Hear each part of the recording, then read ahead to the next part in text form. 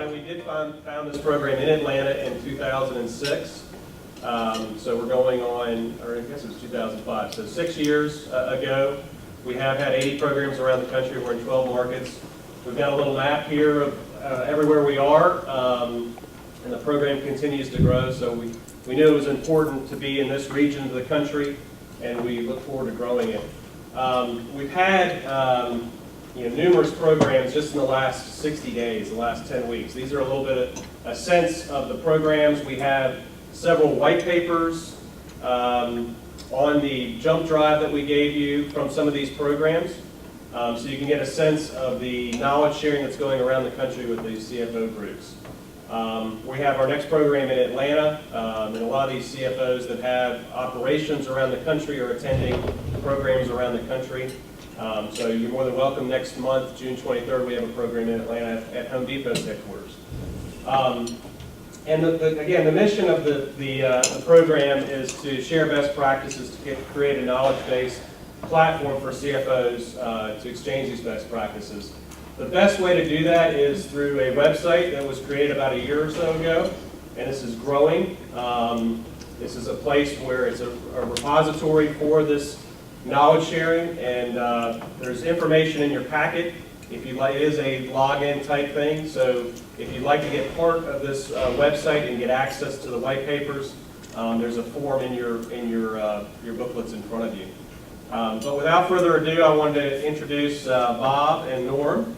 Bob, we got introduced through Denny Beresford, who is one of my accounting professors at the University of Georgia, who is a former FASB chair as well. But Bob has had an interesting tenure as the FASB chair and just retired recently. He's now serving, he served his career at PwC and is now on the faculty at Columbia. And Norm is an E&Y partner, senior partner, retired I believe in 2001, and is now at Baruch University where he got his BA and his MBA there earlier on in life. So Norm, I'm going to turn it over to you. Thank you guys. Good morning. Thank you, Chris. It's a pleasure for me to be here. Bob and I have worked together for a long time, and for me it's nice to be at Seton Hall. I teach right across the river in Manhattan, and as Chris mentioned, I went to Baruch, so once I retired from Ernst & Young, it was nice to go back to teach and to give back and so on. And Monday is my final, so I have all my students working very hard, studying, and are all very, very nervous. For the 10 years that I've been teaching at Baruch, I tell my students on the first day of class that I went to Baruch, it's nice to give back, and I told them that I went to Baruch so long ago. They only had debits then. They hadn't invented credits, but none of my students laugh. They figure it's certainly possible. So the format, I have a bunch of questions for Bob. He asked that I only give him real softball questions, but that the audience is welcome to ask questions. There'll hopefully be some time at the end, but if anyone can't wait, certainly okay to do it whenever you want to. And I'm going to start by telling you that in getting ready, I wanted to go back and see what Bob did over his years as FASB chairman. And he started with an FAS 147 that dealt with some minor business combinations and went all the way up through FAS 168, which led to the codification which we now have now. So I'll ask about the codification a little later. But there were some 20+ standards, not counting a bunch of interpretations as well. And he issued standards on business combinations, non-controlling interest, fair value. We'll get into what we think about fair value, and that included the fair valuing of stock options and the fair value option. He worked on the new standard on minority interest. He worked on amending the derivative rules. No one could understand them before they were amended, and no one could understand them since they were amended, but nevertheless he worked on that. He worked on putting the pension liability on the balance sheet, some debt equity questions, fixing the rules on securitizations and variable interest entities, and some short-term convergence projects, such as making accounting changes on a retrospective basis. And that was a full plate of topics from beginning till retirement. So I'll start. Why did you decide to give up all this fun and retire early? Well, you said it was full plate. My first day there was the beginning of July 2002. And if you think back to that the prior Friday, I think it was, the WorldCom fiasco was revealed.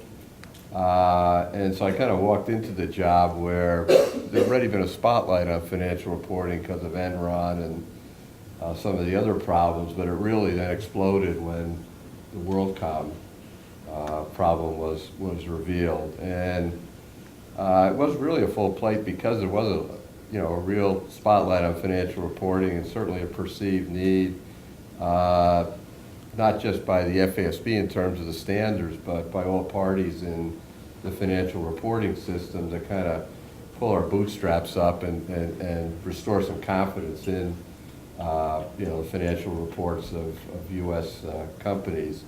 There was that. There was the convergence effort, which is ongoing. There were many other things, as you noted. Whether I left, I don't know whether I left early or I left late. That's kind of nigh the beholder. But I spent over 8 years as chairman of the FASB. Before that, I'd been on the International Accounting Standards Board as one of the original members there. You and I were on the EITF for a number of years together. I was chairman of the AICPA SEC Regulations Committee for a number of years. I was chairman of the IFAC, International Federation of Accountants, Transnational Auditors Committee, which put in standards for the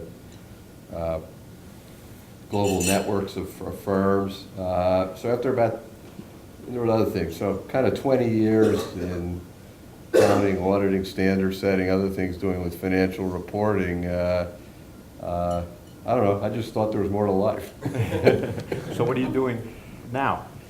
Well, as Chris mentioned, I'm on the faculty of Columbia Business School. That's part-time. I teach in the MBA and executive MBA classes there. I also, in terms of academia, I'm on the board of the University of Manchester Business School in England, and I have some involvements there. For those of you here in the area, you may know about the Kessler Foundation, the Kessler Hospital. I'm a trustee of the Kessler Foundation, vice chair, and chair of the finance committee there. I'm not sure how this happened, but they asked me. I'm on the Accounting Oversight Council of Canada, which is kind of like the accounting overseer up there. I expect to be named to the board of a very major U.S. company fairly soon, but since it hasn't been announced, I guess I can't say which one. I work with some private equity folks, and I also kind of a labor of love. I'm a senior advisor to a company called Web Filings, which Web Filings have what I consider something of a breakthrough product for doing SEC filings, both the Edgar filing and the XBRL filing. It obviates the printer. It keeps both of them in control. So those of you who have any SEC filings, you ought to look at this product. It's kind of a commercial here. Well, it's good that you're so busy post-retirement, not slowing down at all. I kind of did the same thing when I retired from Ernst & Young. My wife said she'd never promise me lunch and go out and keep working, so that's good that you're doing that. It keeps you pretty occupied. But to the extent that you are involved in teaching, I see this with my students, and it's applicable, I guess, to all accountants today, is that everything is so complex. We live in a world where you read the standards, you can't quite understand them, and we'll come back to this a little bit later. But as an underlying theme, there's a question, can anyone really understand GAAP or generally accepted accounting principles today? So before we get into any specifics of which we'll be doing plenty of, do you think there's any hope somehow that this could get a little easier? I really hope so. I started my career, as you can tell by my New Jersey accent. I actually live up the hill here in South Orange, but I actually started my career in the UK as a chartered accountant, kind of the land of the principle-based accounting. I can render true and fair views and spot substance over form at 20 miles. But, I think there are factors, some of them are in the business and financial world, that mean that some of the accounting at least has to be a little bit more complicated. You mentioned derivatives or special purpose entities or complicated multi-element revenue transactions, complicated compensation arrangements, and all those. You can't really, it wouldn't be fair to kind of dumb down the accounting there. That's on the one hand. On the other hand, I'd make the distinction between what I'll call unavoidable complexity, which is, in other words, to faithfully represent complicated transactions. You can't have dumbed down accounting. But on the other hand, I think there's a lot of avoidable complexity in some of the accounting standards. Now, some of that arises because of the demand for exceptions, the demand for bright lines, rules, and a lot of that comes about because of, I'll say, the fear of second guessing in our system. Rightly or wrongly, people just say, write me a rule, and that, that has proliferated over the years. When I went to school and graduated, being the old timer here, perhaps, we only had Accounting Research Bulletin 43. I don't know if some of you may remember some of that old stuff. The APB was just getting going, and all of the accounting that there was in a fairly small book that you could carry around. They only issued pronouncements every 3 years or so, and each one was about 3 or 4 pages. So to keep up, you only had to read about a page every year. And I remember I bought a summary of that book that could fit in my jacket, and that was all. Somehow that's all you sort of needed to know. Let me get back to what's happening now at the FASB. Your successor, Leslie Seidman, she's off and running now, and she was a board member with you. So now we have a new chairman for the first time in 8 years. Do you see her philosophy as being perhaps different than yours, or maybe changing some of the directions that the FASB has been going in? I think it's kind of too early to tell. First, I have a very high regard for Leslie. She's a great accountant and really a wonderful colleague all the years. Right now the focus has been on completing some of the major convergence projects, and that has been largely, consumed most of both the FASB and the ISB's time. And that's just a continuation of what we're doing for a number of years. She spoke at your conference a couple of weeks ago, and I thought there were some interesting process improvements, like there now. We had begun audio webcasting public meetings of the board. Now they're video webcasting that. They probably held off because Leslie's a lot better looking than me. And there's some other process improvements that seem like they're good things, but I think by and large so far they seem to be kind of on the same path. At the conference, just for a second, Leslie's the new chairman, Bob was the prior chairman, and Denny Beresford, who we mentioned earlier, was the chairman before, and Denny was my boss. And when he retired, he was giving a speech at one of the universities, and the professor there told a good story about what happens to chairmen of the FASB when they pass on. And the story was that the chairman would go up to St. Peter's, and St. Peter says, okay, you're here, you actually have a choice of where to go. You could either go to heaven or you could go to hell.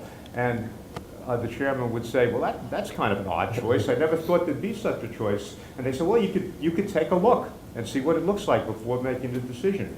And first they went and looked at heaven, and there's a lot of people playing harps in the cloud with nothing much going on, kind of boring. And he said, okay, I saw that, let me take a look at hell.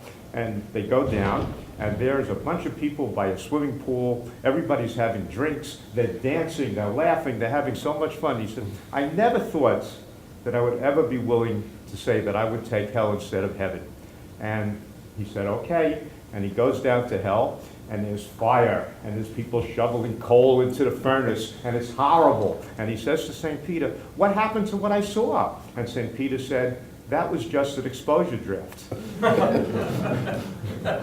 So anyway, so we have plenty of proposals that are out there now. And let's spend a few minutes on international standards. You had mentioned that Leslie was taking over a lot of the convergence projects, and the goal of many of these projects is to converge with what the International Accounting Standards Board is doing. And maybe someday in the United States, we'll just say, let's stop following US accounting rules, let's switch altogether to international. So let's spend some time on where we are today and where do you think we're heading? Well, there's really two things going on. Right, the first thing is what you mentioned, it's the program on major projects between the ISB and the FASB, and that's a program really to develop new common standards in major areas where the view of both boards and their regulators and constituents was that the existing standards needed some improvement. And we'll talk about some of those. And that's ongoing. During my tenure, we completed some of them. Some of them are nearing completion, maybe nearing completion. We'll have to see. But at the same time, the SEC is evaluating what they call potential incorporation of IFRS into U.S. reporting by SEC registrants, by domestic registrants. And they said that, they intend to make a decision later this year as to whether, we will move in that direction, when, and how. And the words incorporation are kind of an interesting word. It's not, they don't use the word adopt, they use the word incorporate. And that could provide for many different possible paths. It could be saying, no, come a date certain or date certain, we're just going to move over to IFRS for U.S. public companies. On the other hand, it could be through a more gradual process that says, okay, as the FASB and ISB continue to put out joint standards, they become not only IFRS, but also U.S. GAAP. We also want the FASB to take a look at other areas where existing U.S. GAAP is different than IFRS and judge whether or not a move to IFRS might be a good thing in the U.S. Or not. Or they might do something like saying, for certain companies, if you meet certain criteria, that you can choose between U.S. GAAP and IFRS. So we don't know at this point. They're studying all of those. If I had to be a betting man, I would bet that they would probably do something like the middle course that I talked about. That is saying we're going to keep U.S. GAAP, but the new standards become U.S. GAAP, and we want the FASB to look at the remaining differences between U.S. GAAP and IFRS, of which there are many, and judge whether or not move to IFRS on those would make sense, and then they become U.S. GAAP, and it kind of happens over time like that. I think that could be accompanied also potentially by an option for certain companies as well. Mm-hmm. The SEC is pretty active in all of this stuff. Did you have a lot of involvement with the chief accountants of the SEC, Jim Croker, and the direction that one should go in this area? Well, as the head of the FASB, I would talk fairly regularly with the chief accountant, Jim, before him, his predecessors as well, about those issues and many other issues as well. Mm-hmm. Second question. Sure. I just can't understand, now that we have a global economy, why isn't there a convergence of the FASB and IFRS? Because we're not necessarily just talking about the accounting community and the analysts and whatnot. We're talking about the normal readers. They have no clue as to what these differences are. Right. Especially if companies have delisted from, let's say, the SEC, are no longer listed on the exchanges. It really doesn't make a lot of sense to me that we have all these different standards, because aren't you trying to please the normal reader so that he understands what's in the financial statements? Yeah, I mean, the target of the financial statements, the audience the financial statements are investors. Right, but it seems like it's the accountants. Yeah, the issue of whether or not, and I'm a big proponent of going to a single set of international Right. standards. I was, one of the original ISB members, but I would say, polls show, surveys show, the majority of U.S. companies, including registrants, are a little fearful. They're fearful of the extent of change. They're fearful of kind of, of the rules being made by a body that's not based in the U.S. And the like. So, and I think investors have mixed views. It kind of depends on what your kind of investment universe is, at least the professional investors. The trend towards more allocation to global portfolios and foreign portfolios continues, but it's still only like 20, at most 20% of U.S. investment money. So a lot of the investments are choosing between domestic versus domestic companies still. I think that's going to continue to change over time just because of differential growth rates and other things. But there's the issues of national sovereignty, issues of change, issues of perceptions of huge cost in the change, and the like. And so those are all the things the SEC has to wrestle with. That many people don't know whether a company is either a European or a U.S. company. There's many European companies that people think are U.S. companies, but they're not U.S. companies. And the second aspect to that is that most U.S. companies now, more and more plurality of their earnings are not really coming from the U.S. They're coming from outside the U.S. Well, so you wonder, does it make any sense really not to have convergence? well, that's a great discussion because it depends on when you say U.S. companies. At the top, the global multinationals, that is absolutely true. But remember, the SEC has to deal with something like 14,000 registrants. And below the top 100 or 200 companies, most of the companies aren't that way. And so that's why I say, the idea of either an option or stratification, depending on really where your market is, may make some sense. Once the SEC issued some concept type of statements about simply having on a date certain all U.S. companies ultimately adopting international standards. That's where they started as one of the possibilities, raising even the question of whether there would be a role for the FASB. For the same reason that you're raising, why do you need two sets of standards? These standards are set by people, and one group calls it one way, another group might call it slightly different. And that seems to be dying away with the new thinking of just having 100% turnover to the new standards on a specific date. Yeah, I'd say the momentum for going to a single set of standards, so adopting IFRS in this country, that train was moving pretty quickly about 3, 4, 5 years ago, but for a variety of reasons, it seems to have slowed down. And that's, it kind of surprises me because you listen to the first quarter or second quarter earnings that have just come out, and really the U.S. companies are all reporting better earnings. But why they're reporting better earnings? They're reporting better earnings because they've done better offshore than onshore. So it just seems a little bit, the logic seems to be missing as to why there's no convergence since the multitude now of the large U.S. multinational companies, not the small ones, but the large U.S. multinational companies. The reason they have better earnings, and again, you want to understand these better earnings and how to compare them with, I have to work for a chemical company, but you want to understand how to compare a foreign company with a U.S. chemical company. Very difficult to do when all of us are in 150 countries and yet we're using different accounting standards. Yeah. Well, that was the basic premise of setting up the International Accounting Standards Board and that whole movement. But it's a complex issue.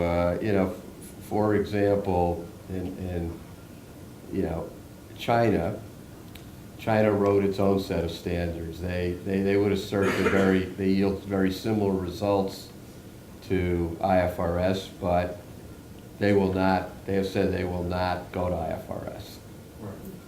India just said they were going to adopt IFRS, but they reviewed IFRS and have said that they want to make like 30 carve-outs. One of the problems, of course, is this national sovereignty issue, and even at the political realm, politicians are not elected by global constituencies. No, I agree, but I also think that, the emerging countries are a little different story in the sense that people change their mind all the time. And as they become more part of the international community, that if there was a strong union between the United States and Europe, at least a strong agreement as to convergence, that over time, Right. those companies are going to want to be competitive. They'll be acquiring more U.S. companies. They'll be acquiring more European companies. And I think they'll be forced to converge their standards over time also. Yes. Just to share a personal experience, excuse me. Bob, you mentioned the train 3 to 5 years ago was running pretty hard towards convergence. When I retired in 2004, I went on the board of a London-based public company. And based on our view of that train moving pretty quickly, we decided to early adopt IFRS. Did it in 2005 and 2006 with the August help accounting firm Ernst was young. Completed in 2007. This is not the world's largest multinational conglomerate, but it is a complex company operating in 100 countries. And the adoption was not life-threatening. It was planned, it was executed, and it came off very well. So a lot of the fear about adoption, putting aside some of the complexities of some of the standards, a lot of the fear, I would submit, may be ill-founded. And it may get even easier if the convergence projects that we'll talk about in a bit actually get completed, and so that the differences between U.S. and international become smaller and smaller. I guess from my following the FASB, it seems that everything that the FASB is working on that's substantive, you work very closely with the international board. They're not just independently doing it. How was that relationship when you were chairman, working with David Tweedy, the current chairman? Well, it was good. I mean, there was a lot of cross-pollination of staff. For example, David and I certainly very like-minded on most things, and I think we generally shared common goals. That having been said, the differences in views are generally were not one board versus the other. They were within each board on particular issues. Some board members on a particular matter might prefer, approach A and others approach B, but you tended to find that it was not the FASB generally favor approach A and the ISB approach B. It was within either board. But the camaraderie was great. Our staffs were just tremendous. We kind of treated the staff like a joint venture on a project. And so we had joint staff, sometimes staff from other major national standard setters would be supplied as well on some of the larger projects as well, and they would work for both boards. We'd have common papers and to bring to joint board meetings. Okay, and David Tweedy is retiring pretty soon, next month, I think. Do you know his successor, Hans? Hans Hugervorst. Yeah, I know Hans. Hans, he calls himself the accidental accountant. Hans is a Dutch person. He's held many positions over the years in the Dutch government. He was Dutch finance minister. He was minister, I think, for health. He was most recently in charge of the financial markets in the Netherlands. He was very involved on the international scene as well. So he's not an accountant by training, but he's been involved in a lot of these kind of issues, and I have a very, very high regard for him. One concern that the SEC had with regard to moving to IASB was the concern about their funding. They get a lot of their money from the large accounting firms as well as corporations. And the second concern was whether they're unduly influenced by the different governments that want to push for a certain direction versus another, whereas the FASB is deemed to be far more independent and gets their funding through Sarbanes-Oxley. So that was another hurdle to get over. Yeah, that's all in the SEC, before making a decision, presumably later this year, charged their staff with looking at those and many other issues related to the ISB and related to issues if we were to adopt IFRS or move towards IFRS in this country. But the funding issue is a significant one. Right now, under the law in the U.S., they could not be the designated standard setter because of a number of factors, including probably the most thorny one is the funding issue. Sarbanes-Oxley changed the FASB's funding so that most of it comes through a mandatory levy on U.S., well, on any SEC registrant. And it says that the Accounting Standards Center cannot receive contributions from the accounting profession, from U.S. corporations or other private parties. Yet, as you said, the ISB does. You know, a significant part of that comes in that way. And even with that, they are running at an operating deficit. So the funding issue is a significant one that would need to get worked out. So it looks like the FASB will be around for the foreseeable future. That's all indications. And even if we were to, you know, lock, stock, and barrel move to IFRS, I think the history is in major countries, a lot less major than the U.S., that they retain a national standard setter to participate and provide input to the international standard setter, to kind of be the arms and legs of the international standard setter in the country, perform research and all of that. I think, though, the FASB's role might continue to be even more significant given what I've heard out of the SEC, you know, the last year or so. Mm-hmm. Okay, now I want to turn to some broad accounting topics before getting into specific projects that are on the agenda. While you were chairman, the FASB seemed, whenever there was a choice, to lean towards selecting a fair value approach rather than what some of us old-timers are kind of used to, the historical cost, reliability versus relevance. And perhaps you could comment on your thoughts on whether we should see more and more fair value, or is a lot of it problematic as the numbers are so hard to get? Well, I'm not sure that characterization is correct. I think certainly in some areas we much better define fair value, because before Statement 157, which did not extend the use of fair value, it just better defined it and provided some common disclosures. Fair value kind of meant anything other than historic cost, any kind of current measure and the like. But there were a number of areas where, you know, we said because of reliability issues or because of the nature of the item that a fair value wouldn't be the best way to do it. You know, that having been said, my own bent is not necessarily to fair value as defined in Statement 157, which is an exit notion, meaning for an asset, what could I get if I sold it today in a, you know, an ordinary course? And I endorse that notion for assets that you are trading or assets you're holding for sale. I do not endorse that notion for assets that you're holding, even financial instruments, holding for cash collection or as part of your productive capacity.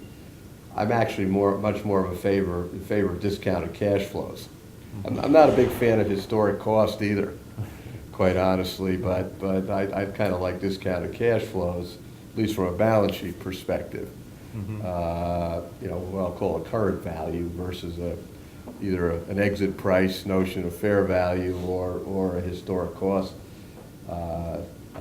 notion. And that's just on the conceptual grounds. Now, people have their conceptual preferences one way or the other.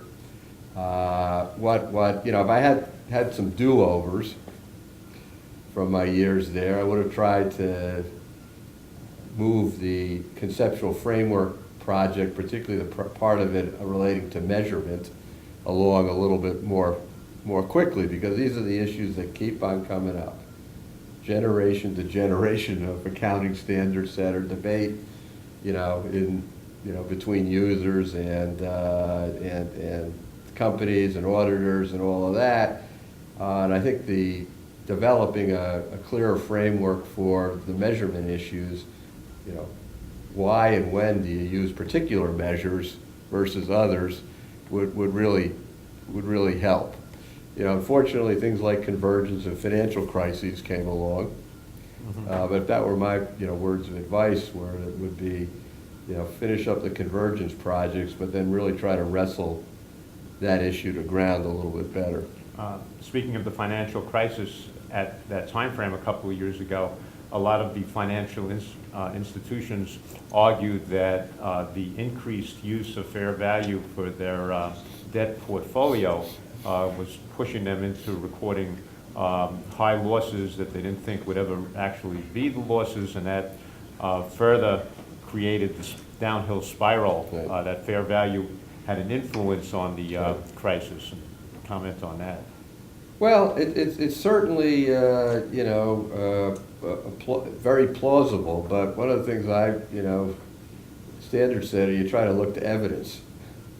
And the evidence did not back that up. The SEC did a study. The Federal Reserve did a study and did not find that rush to the exits actually occurred, or that the asserted downward spiral did not actually occur. Mm-hmm. I can understand how it might have occurred. Now, we did take some pressure off of that issue by changing the rules so that for debt securities, provided you met certain criteria, that you wouldn't have to sell them, and that the measure of impairment that went through the income statement was only kind of a credit-based measure. And I voted for that, took a lot of hits from some people in the press who said, you're kind of the lackey of the big bad banks and the lackey of their water carriers in Congress and all that. But again, consistent with my notion of, if you're not selling something, I think discounted cash flows, estimating the cash flows and discounting them, rather than saying, what can I sell it for today, to me that's probably a better notion. So that was the standard where some went to the income statement based upon the discounted cash flow, Right. But to the extent that the fair value was still significantly Right. lower, that piece would go to other comprehensive income? Right. So it from the bank's point of view, it also, this wasn't our goal, but it had an important consequence from the viewpoint of regulatory capital.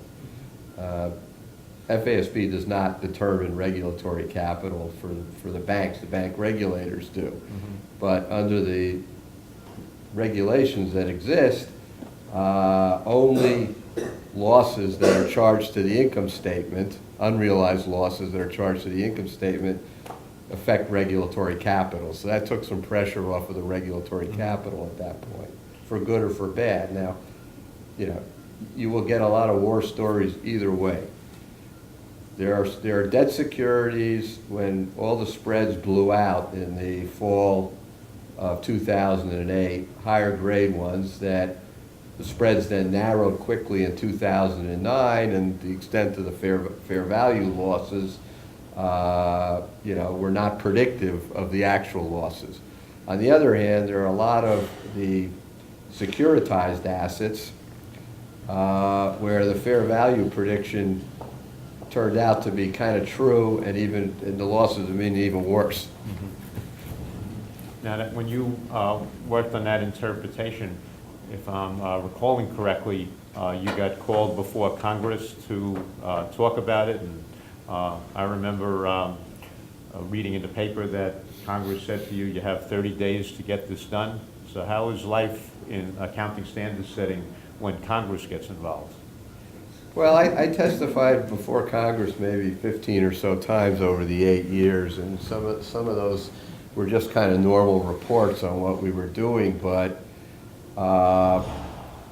you know, for example, when we were proposing and then finally accomplished the expensing of stock options, I think I testified 5 or 6 times within a few months. And, you know, those, not everybody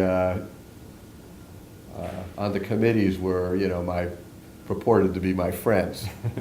Some of it got a little testy at Did they times. understand the issues, would you think? Some of them did. Yeah. Some of them did. Now, the one, you know, the hearing you're referring to, which was in March of 2009, a House Financial Services Committee, you have to think back to that time frame.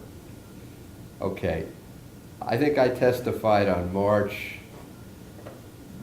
second week in March. That was right at the low of the stock market. The Dow Jones was below 6,700.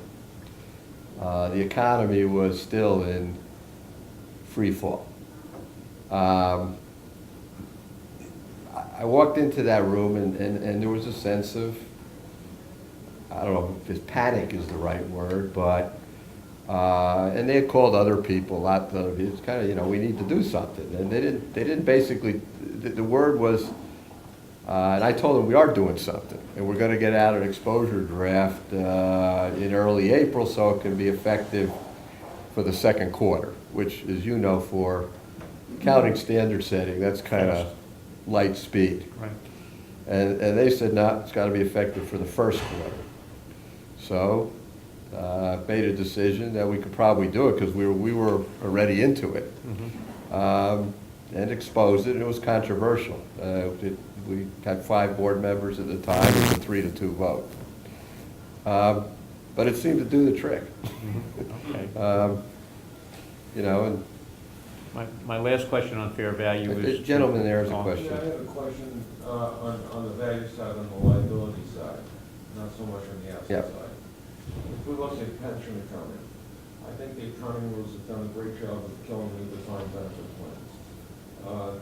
For many companies, the asset returns have been there, other than the 1 year that you talked about. The asset returns have been there, but yet you're forced to use certain discount rates that you know are historically low, and there's no averaging, and sometimes 25 basis points can mean $50 million. And so bigger companies, again, I'm talking large size companies, have said, let's kill the defined benefit plan, so if nobody has pensions anymore, and let's go with the defined contribution plan. It seems to me that ethically it's done a little bit of a disservice, because it's really put the burden on the employees as opposed to any possible burden on the companies.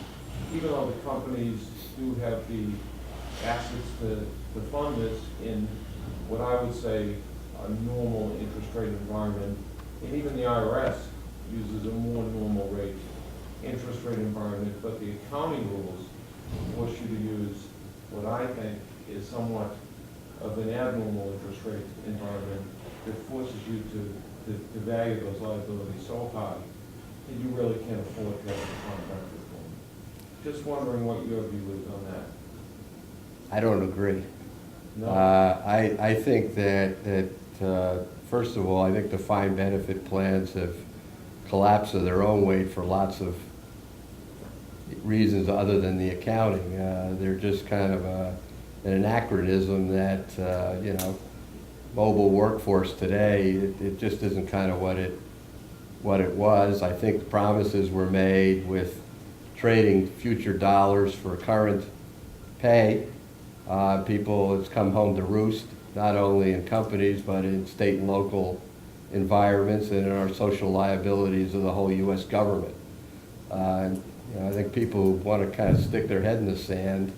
think that's part of the whole problem, is that for many years, the accounting, not only in the corporate sector, but in the federal sector and state and local, has masked the liabilities, allowed these bad things to happen.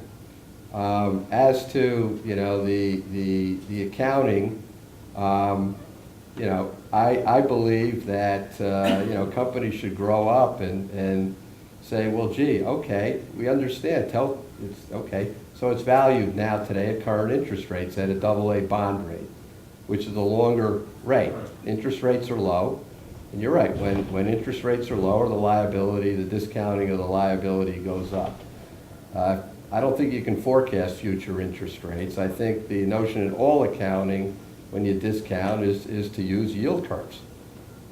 And I don't think pension accounting should be different than that. The return on the asset side, to me, is not what drives the measurement of the liability at all. And it shouldn't drive the measurement of the liability. It'll just lead to, I think, very imprudent decisions. Personally, as a person who was a trustee for many years of the Coopers and Lybrand and then PwC pension plans, other pension plans, so I just don't agree with you. Okay. On fair value, we talked about moving towards international perhaps. What is the IASB's views towards fair value? Are they relatively consistent with US, or some of the people from Europe prefer historical cost more often than we might? It depends on what you're talking about. You know, fair value is a broad thing. You have to kind of say, well, are we talking about financial instruments, non-financial items? Are we talking about items that are being traded, held for sale, used in production, held for cash collection, that, and I think you find a range of views across those kinds of things. In financial instruments, you know, the ISB went ahead and modified their existing standard, but to what's called IFRS 9, they divided the whole world of financial instruments into fair value or historic cost. Fair value through income and historic cost. The FASB right now is still working on it, but seems right now headed to retaining a 3-bucket model. You know, trading items, other items, certain other items that are volatile through fair value through income. Still a group that would be where you're not trading it or, you know, actively holding it for sale, would be valued on the balance sheet of fair value, but the change would go through other comprehensive income, and then certain things at cost, the 3 buckets like we have today. In the world of non-financial items, there's actually more fair value in IFRS than there is in US GAAP. They fair value investment properties. That's one thing the FASB is currently looking at. They allow fair valuing of property, plant, and equipment. They require, or they allow fair valuing of certain intangibles, too. So it kind of depends on what you're talking about. We may not be in any hurry to go in that direction here, some of us anyway. Let me ask about the codification. As you probably all know, all of the accounting literature with FASB numbers, this and that, have been superseded by the codification. And now, when you turn on your computer, you could look up all there is on any given accounting subject, all reorganized in a different format, which is intended to make it much easier to research accounting problems. The problem that many people are having is that it's difficult to use. Maybe it's more for the young people just coming out of college than it is for some of us, that you go in and then you can't seem to read it. You don't have the book in front of you. You have a page on the computer and you don't know what's before it. You don't know what's after it.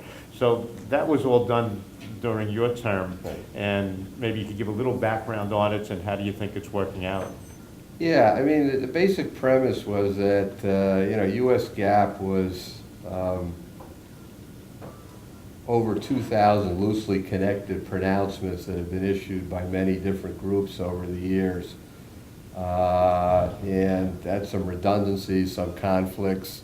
and the like, and that if you did research, it was often hard to know whether or not you were looking at everything in front of you. And so the idea was to codify it, and that was a very major project, and say the codification was launched, put it in a structured thing by topic, in a more structured way, and put it on a computer platform that you can do research on and the like. My view overall was that that was the right direction to go in. I think it, for those who do understand how to use it, it has made research better. I'm told that maybe we got some accounting professors here that for the students love it and have found it much easier. Now, the original pronouncements are there too if you want to look at them. I do. And for you and me who know paragraphs and footnotes of things, it's kind of not quite the same. Like where'd that go? Where Right. all of that. But I think that's kind of a generational thing in part. Now that's not to say that the facility can't be improved. And I think the FASB and the FAF, the Financial Accounting Foundation, are looking for ways to do that. Maybe by a show of hands, how many of you have actually used the codification? I told my students that if they could learn it real well, they'll be very valuable when they go to work, because the possibility is the boss will have to delegate it to them to find something in the literature. So it's out there, and it is a good challenge, and if it could be made a little bit easier, that would be good. On institutional matters, you mentioned before that there were 5 board members then. I know over the years we switched from 7, then it went down to 5 about the time you retired, and now in the last couple of months they're back to 7 again. Yeah. What's going on? Yeah, well, they make that decision are the trustees of the Financial Accounting Foundation, who have some oversight over both the FASB and the Governmental Accounting Standards Board. And they decided, I think it was probably the winter of 2007 and 8, that based upon, I think, at least in part, my understanding, based on the feeling that we were going to go to IFRS sooner rather than later, and there were retiring board members, that it made sense to go from 7 down to 5, which is the size of the SEC, the size of the PCAOB, the size of, most U.S. agencies that have boards. But I think, with that train slowing down, I think also an experience that with 5 board members, you're certainly much more stretched than, because in addition to doing your normal day job of having to develop the standards, there's constant requests for presentations, speeches, and the like, and there was more and more travel to London as well. There were more and more on the board members' plates that, with all that, going back to 7 seemed to make sense. How big is the staff now? The staff of the FASB, and I'll take a guess, I think it's probably something like about 65, 67, 68 professionals, and then there's some support staff. So it's a pretty solid engine cranking it all out. I was reading that in the world of what should non-public companies be doing, that many who are with non-public companies feel that the FASB is really geared to the publicly held company in the securities markets and trading. And there's a proposal floating around of possibly creating a new board, as I understand it, that would be given authority to set accounting standards for non-public companies. And that would give rise to the possibility that income could be different, Right. because they have different accounting rules, whether they're public or non-public. So Right. what's I your don't views? know, Bob, did you have a Well, question? if you want to, why don't you answer that, then I have a Okay. question on a different topic. Yeah, I mean, the issue of, the FASB has authority to set standards for public companies. That's a delegated one from the SEC. But its standards are also generally accepted for private companies and not-for-profits in the U.S. And so that is important to remember that, and it's important also, I think, to remember that there's something like 28 million businesses in the U.S. and only 14,000 of those are public companies. And so, 28 million private companies. Now, the vast majority of those are not required to and do not prepare and file GAAP financial statements. People want credit and the like. People use D&Bs, maybe ask for tax returns and the like. But it still probably leaves hundreds of thousands or maybe even millions of private companies that are required often by their lender to have GAAP financials either audited or reviewed or the like. And so what GAAP there is for private companies is a big issue. There's the debate as to whether or not we ought to have what some people call big GAAP versus little GAAP has kind of been going on for all of our career. Right. And I think there's different points of view. Some people would say, well, that's, you have the same transaction, showing it in different ways, and calling it GAAP is indefensible, conceptually indefensible. There are people at the other extreme that would say, yeah, but the people in private companies, they have access to whatever information they want, and the lenders are much more looking for cash and maybe collateral values. They don't need all this highfalutin stuff that the public analysts need. And in between is the position where I am, is that I think you ought to have a common platform, but where it makes sense, either from the viewpoint of the need of the user, the bank, whoever, or because of cost considerations, there ought to be some differences in some cases. And the question is how best to go about deciding on those differences if you believe you're in that camp. Now, while I was there, we set up a private company reporting committee to make recommendations to us on some differences. They did. We actioned some of them, did not action others of them. I think the people in the private company community, some of them, at least the preparers and some of the small accounting firms, think there ought to be more differences, that it has not gone far enough, and that the FASB, with all it's got on the plate and who's on the board, there ought to be a separate group to do that more vigorously. That's something that my understanding is that the trustees are looking at right now, and presumably will come up with some position on that. Right, probably this summer, I think I read that they're going to ask for Yeah. public comment on whether we should have a separate board Right. or not. You Yeah, have a I question? have a question. It's kind of changing the subject a little bit. That's okay. I That's get okay. it all the time, and I know CFOs, our clients are talking about it. That's the change in operating lease accounting and how it's going to, when it's going to and happen, how it's going to. that was on my list, too. All that. Can Yeah. you talk a little bit about that? Yeah. I mean, the basic idea there is that at its simplest, if you, in terms of a asset that you use for the longer term, and I'll simplify things, so it could be rental property that you're the lessee, could be big ticket equipment, that whether or not you lease it for a long term or you buy it and finance it non-recourse, that there's not that much of an economic difference. There are some differences, but the basic view is that you have an asset and you've got an obligation under either of those, and that a company that chooses to lease more than you got two companies, one purchases and finances, the other leases it. The financials ought to look pretty similar in that case. You ought to show the assets that are being used as assets, and you ought to show the obligation to make payments as a liability. And so that's the basic notion, and certainly in the realm of financial analysts, they've been making these adjustments based on footnote amounts for many years for operating leases.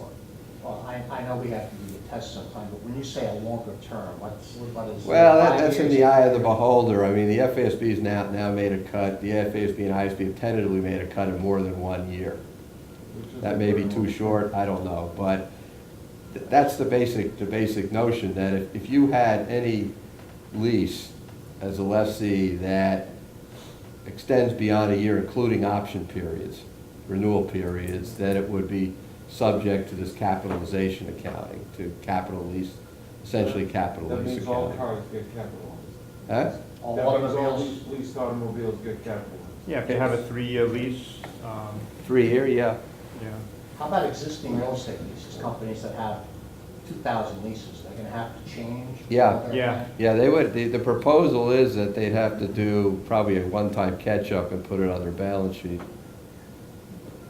The status of that is, from what I read, is that there is an exposure draft that's out there now, both from the International and the FASB, that they've been deliberating, they made a bunch of changes to the proposal, and they're now considering whether they should re-expose it for more comments or whether they should just go forward. So it could be something that could be final by the end of the year or maybe going into 2012. That's my understanding of where it is today. In your view on that, because I've heard this now for 5 years in a row, that it's coming out, it's coming out, it's coming out, and it just keeps going back for another exposure draft, and there really is no determination that seems to be being made on this. And this is kind of an important issue Yeah, for companies, and yeah. My understanding is they've not yet made a decision whether to formally re-expose or not. I think at a minimum, and I think there's a decent chance that that might be the case, to formally put out another exposure draft, 'cause they've made a number of changes. But I think at a minimum, what would happen is they put together a draft and post it on the website and ask for comments that way for a while, and meet with groups. And how long do you think the process will take? Because, again, we're trying to plan for this, and it's almost impossible to Yeah. place the plan. It's Yeah. not going to be effective for a long time, even if they do finalize it. They're going Well, to give that's- plenty of time that's kind of between what I'm finalizing it and you actually have to make a journal entry. No, but I take your point. If you're negotiating, if you're in the business of, you're starting to negotiate longer-term leases, you want to understand what the accounting will be Yeah, over, exactly. over that term, and the same for, The term, the like the Cushman and Wakefield people here for dealing with, representing their clients. Yeah, my best guess is that, as Norm said, that there'll be a final outcome on that, either later this year or early next year. But I believe that the likelihood of their changing their mind and leaving most leases be operating leases is remote. Is that fair to say? Well, Yeah, I'd say it's slim to none, and Slim's left the town. because it has a huge impact on return on assets on many companies. It'll have what? A huge impact on return on assets on many companies, whether or not you put these things in the balance sheet. Yeah. Well, it'll have a big effect on covenants, it'll have a big effect on debt equity ratios, it'll have a big effect on return on asset ratios. Right, and so it's been very, very difficult to plan because just the uncertainty of what and if and when it's coming and what Right. direction. Automobiles on there, you may have a fleet of 150,000 cars, I don't know how many cars you have, but these things add up. And it's not a small issue for companies, and yet it Right. seems to be taking forever to come to a decision. Well, you see, it's interesting you say that, because I think most of the pressure on the boards right now is to do more, to re-expose, to do more field testing, all that. And you're coming at it from the viewpoint of, I need more certainty in my business. Well, And I might agree with you on that, but I think most of what they're hearing from people is, take more time. But you're saying, Yeah, and basically, it's you gonna know why- happen on real estate. You know why they're hearing that, and that's because nobody wants it. So let's take all the time we can, because maybe it doesn't come in. Yeah. So I Well- mean, there's a Right. reason to that. What happened in part was that the boards agreed that the leases should go on the balance sheet. The SEC did a report calling this one of the biggest off-balance sheet financing vehicles that there is out there, Right. and that the standard doesn't make sense. It's rules-based, it's complicated, there's tons of interpretations, but in the end, everybody only has operating leases for the most part. They all structure it to avoid putting it on the balance sheet. So they concluded it should go on the balance sheet.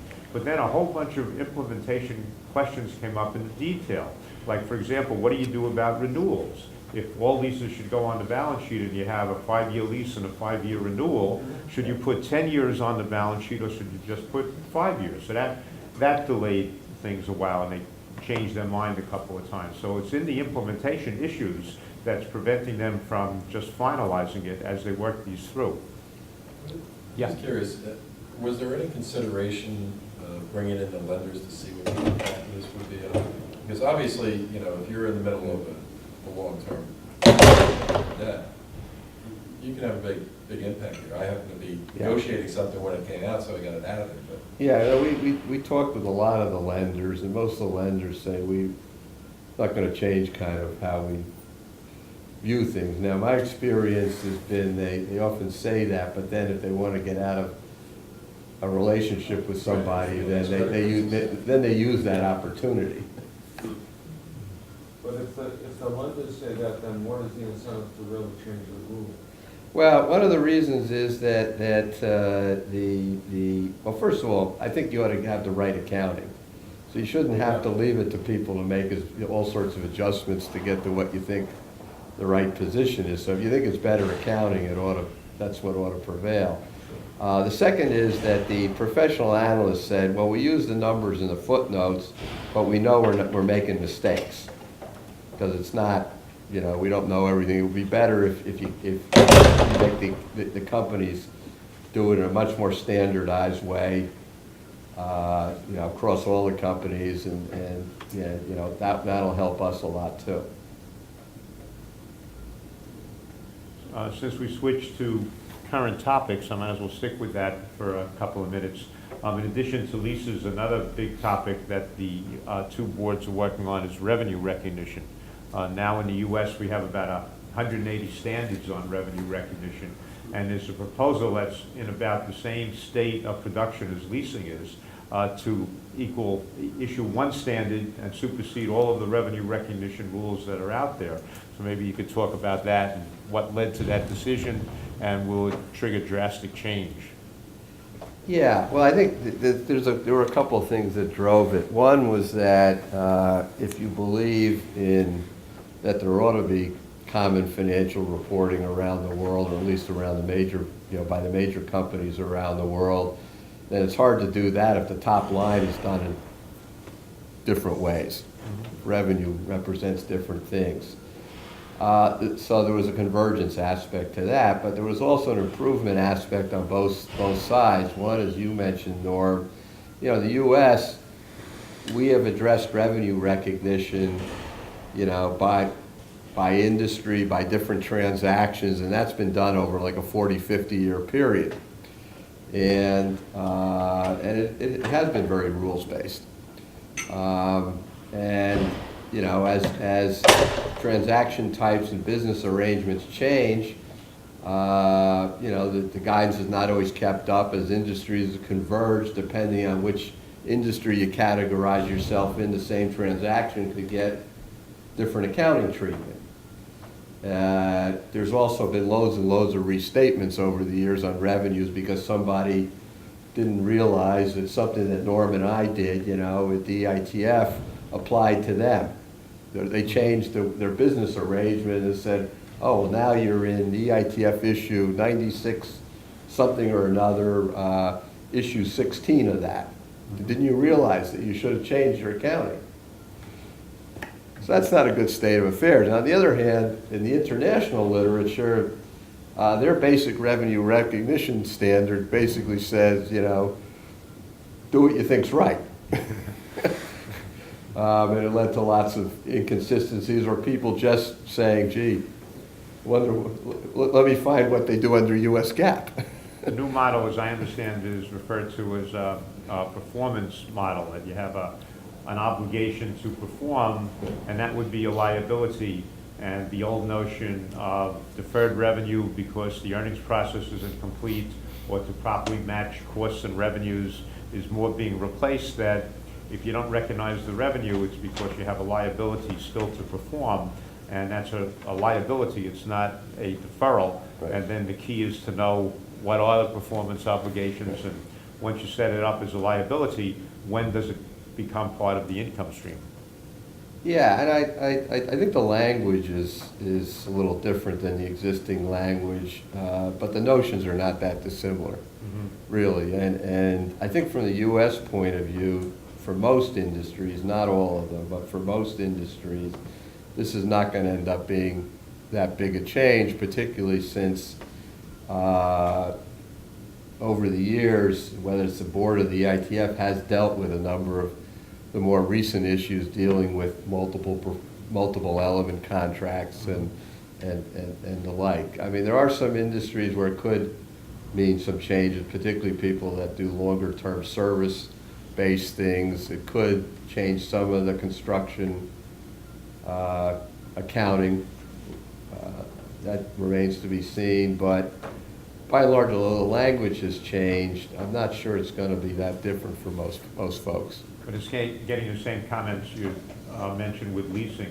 Some people want re-exposure. Revenue recognition is such a big deal, and did enough people get an opportunity to react to this new proposal? So that's playing out as well.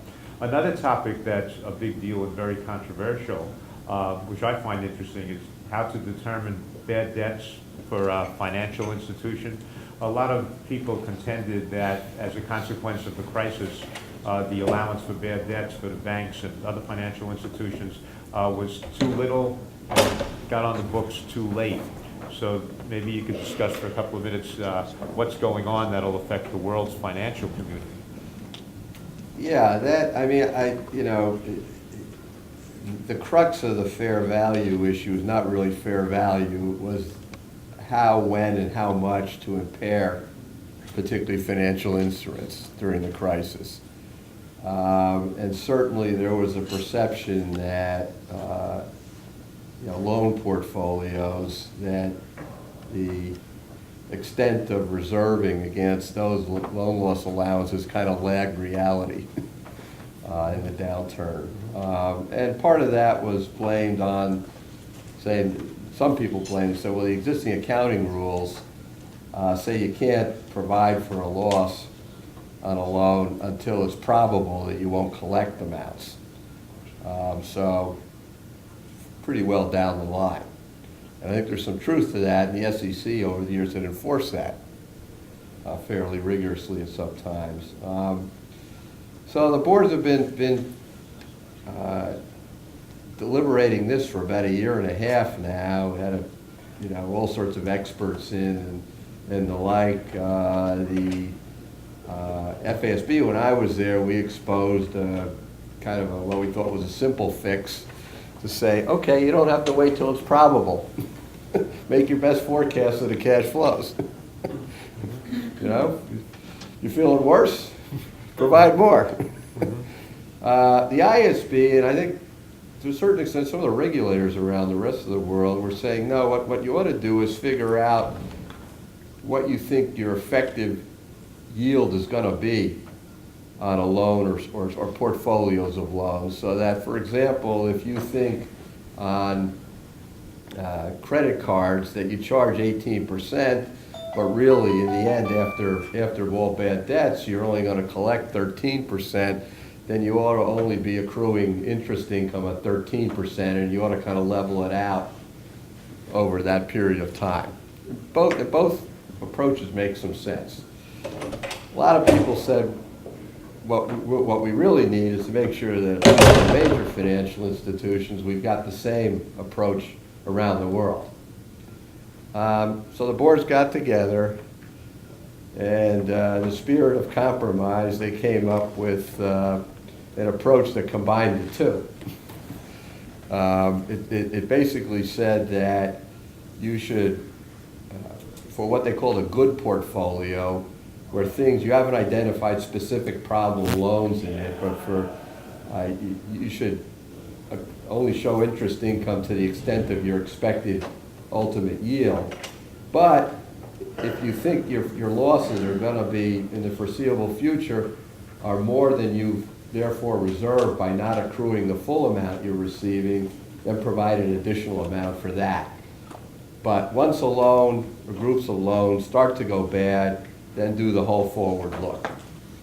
They put that out for comment over the winter, just gotten the comments back, and my understanding is that this week, when they were meeting, they, based on a lot of negative comments, decided they gotta relook at it again from, I don't know, from scratch, but, you know, it's a little bit like an unsuccessful effort. You hope you've learned from it. And Oh, yeah. Just another, I'll ask one more accounting type question, then open it up for questions if you have.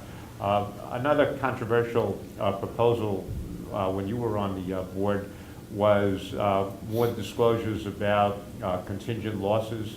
The view was that a lot of companies weren't giving adequate disclosures about lawsuits against them, and the proposal came out to require a lot more disclosures, and a lot of companies shouted back to say, you can't make us disclose all this information because we'll end up paying more, and the plaintiffs will have too much information. Right. So where is that playing out now? yeah, I mean, we had a lot of input from a lot of different users and from the SEC that it was just, you know, a lot of surprises, particularly in the litigation area, environmental and the like, that, you know, you kind of, the company would announce a big settlement the day they wrote the check, and there'd been nothing provided, nothing, very little disclosure, or said it was without merit or whatever in the footnotes. So we did propose additional information.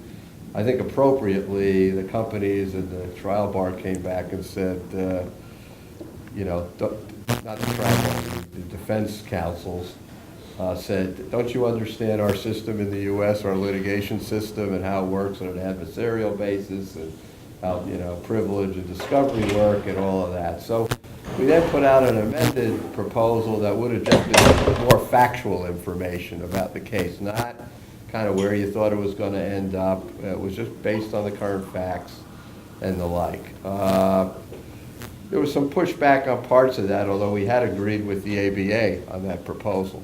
That they thought it was okay. So then the people said, well, you know, really maybe what the problem is that the existing requirements are just not being enforced enough. So the SEC ought to look at that, and the PCAOB ought to look at what the auditors are doing and make sure that the existing requirements are being adhered to, and we'll get better information that way. So my understanding is the SEC has been looking at filings in the last 6 or 7 months, particularly the ones that came out related to the year end, to see what kind of disclosures there have been in the financial services industry.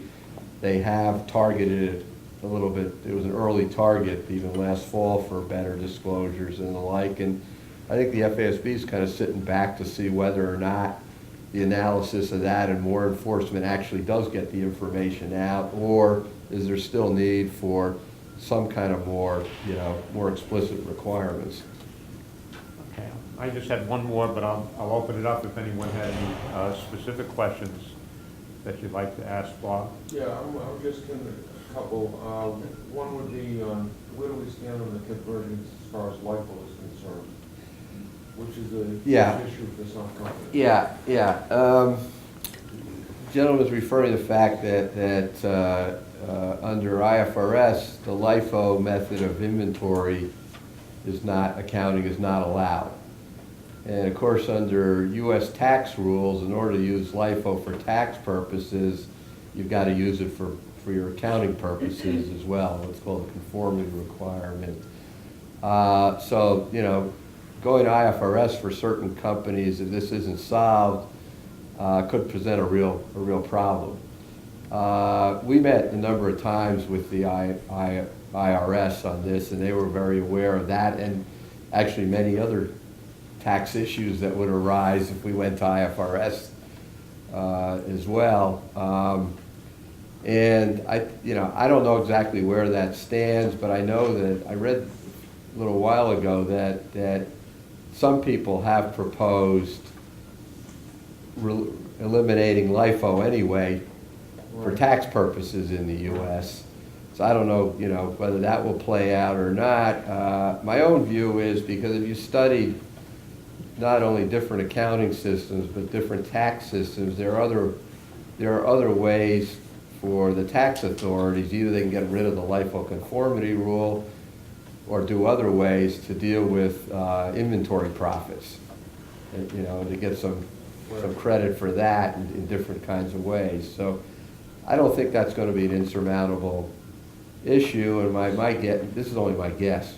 So I think that issue will be solved, and I think that probably, the real question is, when, whatever they do, are you going to get transition relief? Well, that's it, they're gonna pick up the whole reserve in 1 year. Right, are they going to pick it up in 1 year, or are they going to grandfather it, what are they going to do? And of course, in an era of, where the folks in Washington are looking for money, Yeah. so I imagine that could be, from the tax point of view, a thorny From a issue. tax point of view, yes, because it would come into their budget calculation. But if the accounting people do it before the tax people do it, before Congress does it, it doesn't go in the budget calculations because it's accounting change. Yeah, So it's kind of a budget issue that I'm sure Congress is going to take up, because it's always on the sheet that LIFO might be one of the issues. that's right. But it still is kind of confusing to me as to whether the accountants will take the lead, or if they're just waiting back to see what the US government does about this. That will be, one of the things that the SEC in their work plan on IFRS was to identify the key differences between US GAAP and IFRS of consequence. And that will clearly be one of them. So my guess is that they may then say, consistent with what I said before, okay, FASB, you go see whether or not you think we should retain LIFO or not in the US for accounting purposes. And, And do you know of any transition rules that have been discussed, or, no? no, it's during my era there, we didn't take that one on.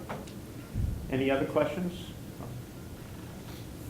My last question is just getting back to complexity. Now we're principles versus rules, where the FASB leans towards it would be better if standards were principle-based instead of giving 10%, 15% lines in the sand, so to speak, in the rules-based environment. Do you think this will help in the world of trying to make standards a little easier, or is there hope that somehow accounting standards could make standards more user-friendly? Well, I certainly hope so. I'm not that optimistic, though, after trying for, I think we've made some progress, but I would say, there's still because of the fear of second guessing in this country, there's a kind of give me principles but tell me what to do kind of routine. So, one of the recommendations, there was a group, SEC Advisory Committee a few years ago on improving financial reporting, and part of its aim was to reduce deal with the complexity issue. And I thought one of its core recommendations was that both the SEC and the PCAOB should formally promulgate what's been referred to as a professional judgment framework. In other words, a little bit like the director's judgment framework for, in corporate governance, that if the company followed certain procedures and the auditors followed certain procedures in coming to an accounting decision, that even if the SEC or the PCAOB disagreed with them after the fact, that, as long as they follow these good faith procedures, that, they wouldn't be held liable at all, wouldn't be enforced, wouldn't have to restate all of that. And these procedures were kind of common sense things that, did you make sure you understood the whole transaction? Did you understand the accounting alternatives and the effects of it? Did you, as appropriate, consult within the company with your auditors, and if necessary with the audit committee? and then come to a judgment that as to what you thought the best accounting portrayal was and why. And document it well. And documented that at the time, well, concurrently documented. I thought that was a good idea. And some people even thought that if that was what happened in practice over time, that the courts would begin to respect it. And we'd start to reverse kind of some of the second guessing kind of stuff. But I don't think without that kind of stuff, you can move to really a more principles-based system. You can get rid of bright lines, you can have less detail in the standards, but you're always going to have the demand for make it very clear as to what I should do. Okay, well, for me, it was a pleasure to interview you. Yeah, thank you, Bob. Thank you. Thank you.